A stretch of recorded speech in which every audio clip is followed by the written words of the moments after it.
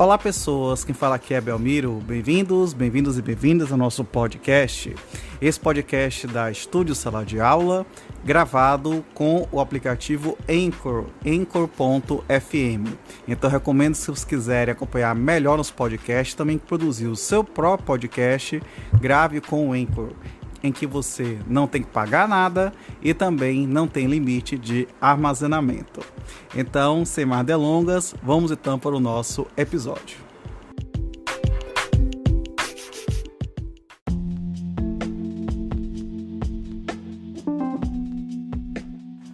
Decreto-Lei número 911, de 1º de outubro de 1969, altera a redação do artigo 66 da Lei 4728 de 1965 e estabelece normas do processo sobre a alienação fiduciária e outras providências.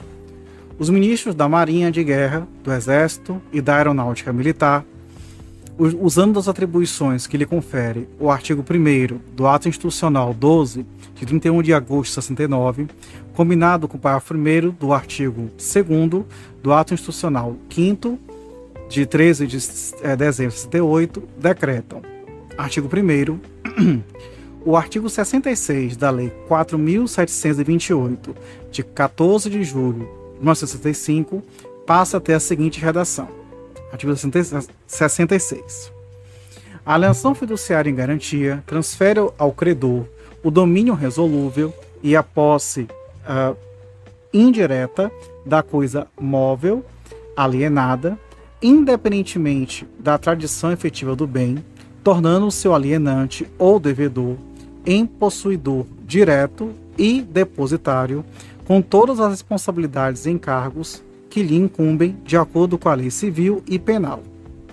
Parágrafo 1º. A alienação fiduciária somente se prova por escrito e seu instrumento, público ou particular, qualquer que seja o seu valor, será obrigatoriamente arquivado por cópia ou microfilme no registro de títulos e documentos do domicílio do credor, sob pena de não valer contra terceiros e conterá, além de outros dados, os seguintes: a linha A, total da dívida ou a sua estimativa; a linha B, o local e a data do pagamento; a linha C, a taxa de juros, as comissões cuja cobrança for permitida e, eventualmente, a cláusula penal e a estipulação de correção monetária com indicação de índices aplicáveis; a linha D, a descrição do bem objeto da alienação fiduciária e os elementos indispensáveis à sua identificação. Parágrafo 2º.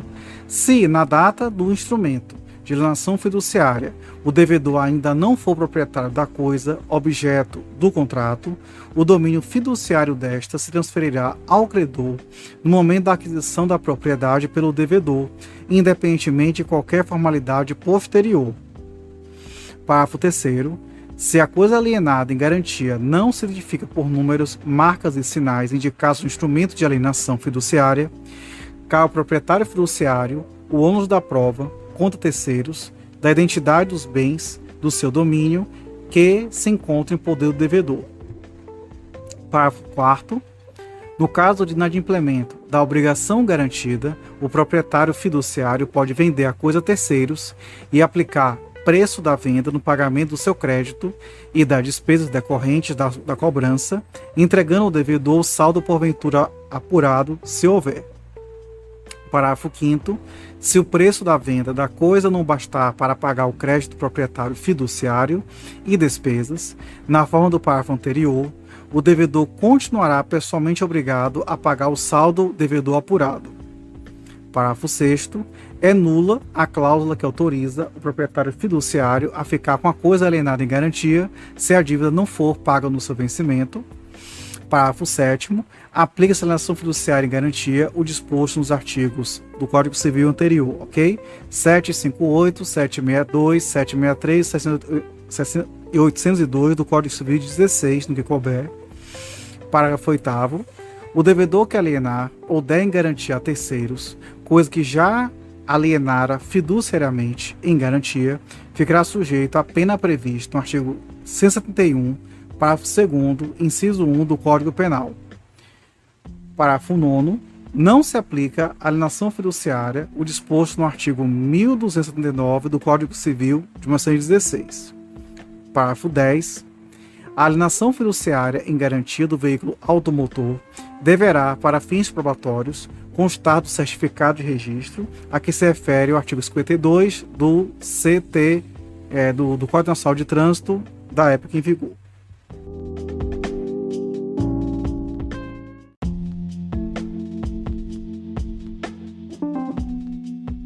Artigo 2º. No caso de inadimplemento ou mora nas obrigações contratuais garantidas mediante alienação fiduciária, o proprietário fiduciário ou credor poderá vender a coisa a terceiros, independentemente de leilão, asta pública, avaliação prévia ou qualquer outra medida judicial ou extrajudicial, salvo disposição expressa em contrário, previsto no contrato, devendo aplicar o preço da venda no pagamento de seu crédito e das despesas decorrentes e entregar ao devedor o saldo apurado, se houver, com a devida prestação de contas. Redação dada pela Lei 13.043 de 2014. Parágrafo 1º. O crédito a que se refere o presente artigo abrange o principal, juros e comissões, além das taxas, cláusula penal e correção monetária, quando expressamente convencionados pelas partes. Parágrafo 2º. A mora decorrerá do simples vencimento do prazo para pagamento e poderá ser comprovada por carta registrada com aviso de recebimento, não se exigindo que a assinatura constante no referido aviso seja do próprio destinatário. Redação dada pela Lei 13.043 de 2014. Parágrafo 3º. A mora e no adimplemento das obrigações contratuais garantidas pela alienação fiduciária ou a ocorrência legal ou convencional de algum dos casos de antecipação de vencimento da dívida, facultarão o credor considerar de pleno direito vencidas todas as obrigações contratuais, independentemente de aviso ou notificação judicial ou extrajudicial. Parágrafo 4º. Os procedimentos previstos no caput e no seu parágrafo 2º aplicam-se às operações de arrendamento mercantil previstas na forma da Lei número 6.099, de 12 de setembro de 74. Dispositivo incluído pela Lei 13.043, de 2014.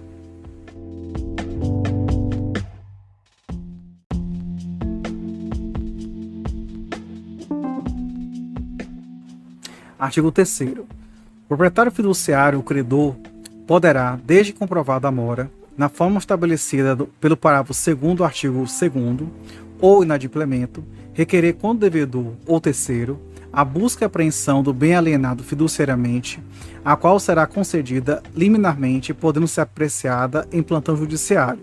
Redação dada pela Lei 13.043 de 2014. Parágrafo 1º. 5 dias após executada a liminar mencionada no caput, consolidação a propriedade e a posse plena e exclusiva do bem no patrimônio do credor fiduciário, cabendo às repartições competentes, quando for o caso, expedir novo certificado de registro de propriedade em nome do credor ou de terceiro por ele indicado, livre do ônus da propriedade fiduciária. Parágrafo 2º. No caso do parágrafo 1º, o devedor fiduciante poderá pagar a integralidade da dívida pendente segundo os valores apresentados pelo credor fiduciário na inicial, hipótese na qual o bem lhe será restituído livre de ônus. Redação dada pela Lei 10.901 de 2004. Parágrafo 3º. O devedor fiduciante apresentará resposta no prazo de 15 dias da execução da liminar. Redação dada pela Lei 10.931 de 2004. Parágrafo 4º.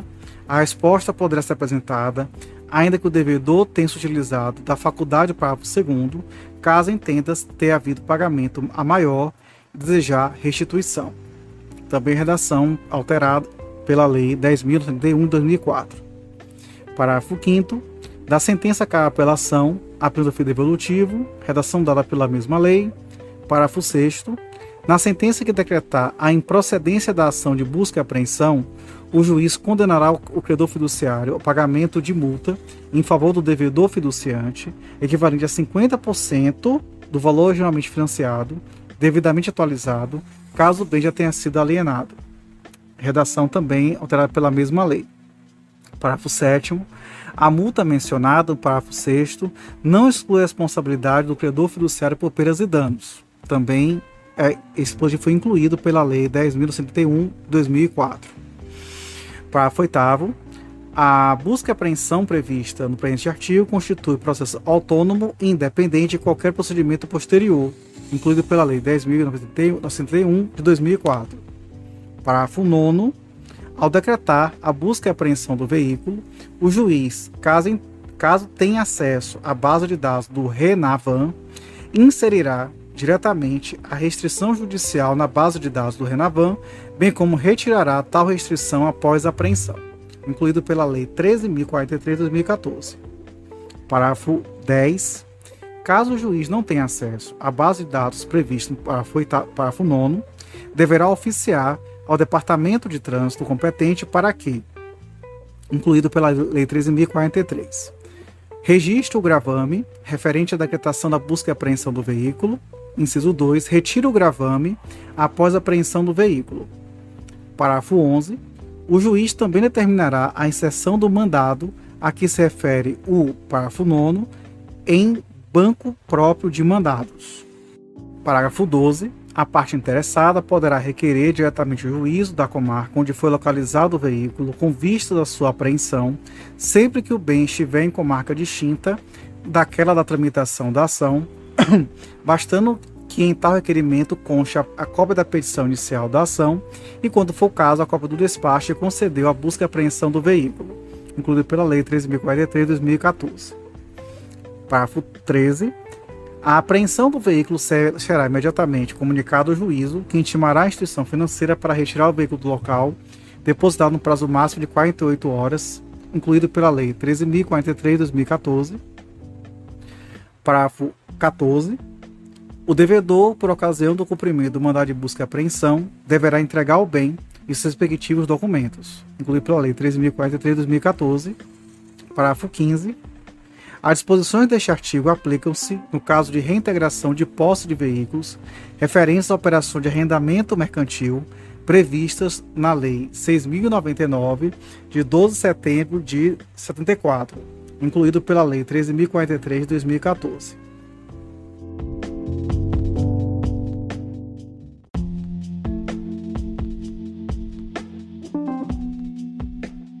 Artigo 4º. Se o bem alienado fiduciariamente não for encontrado ou não se achar na posse do devedor, fica facultado ao credor requerer, dos mesmos autos, a convenção do pedido de busca e apreensão em ação executiva, na forma prevista do capítulo 2 do livro 2 da Lei do Código de Processo Civil. A referência aqui do CPC de 73, mas a gente entendeu que vai equivaler para o novo.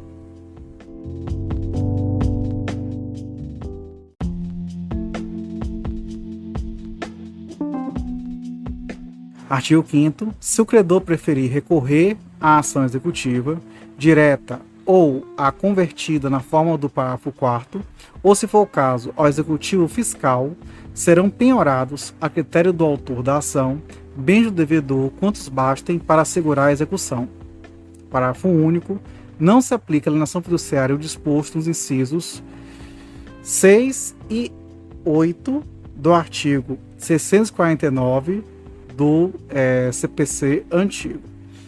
Redação dada pela Lei 6.071 de 74.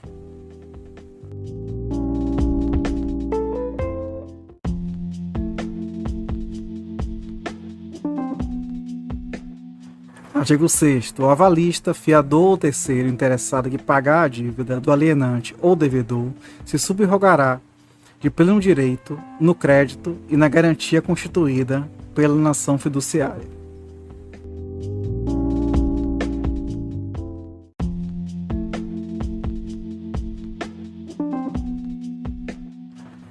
Artigo 6º-A. O pedido de recuperação judicial ou extrajudicial pelo devedor nos termos da Lei 11.101 de 2005 não impede a distribuição e a busca e apreensão do bem, incluído pela Lei 13.043 de 2014.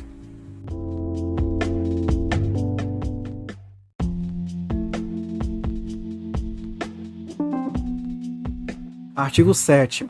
Na falência do devedor alienante, fica assegurado ao credor ou proprietário fiduciário o direito de pedir, na forma da prevista na lei, a restituição do bem alienado fiduciariamente. Parágrafo único. Efetivada a restituição, o proprietário fiduciário agirá na forma prevista neste decreto-lei.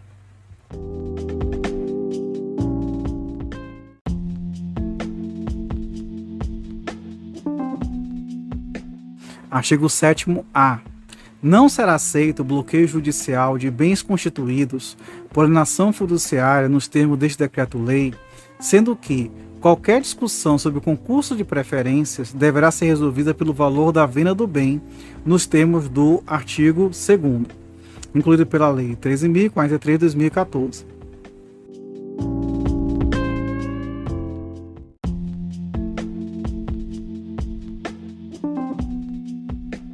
Artigo 8º. O Conselho Nacional de Trânsito, no prazo máximo de 60 dias, a contar da vigência do presente decreto-lei, expedirá normas regulamentares relativas à alienação fiduciária de veículos automotores.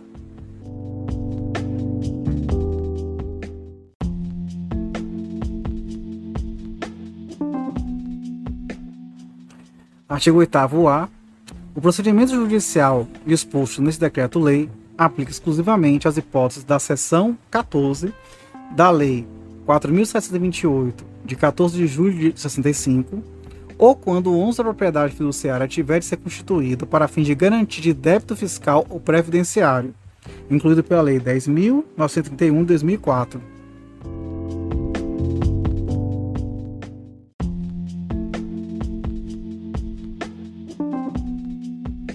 Artigo 9º.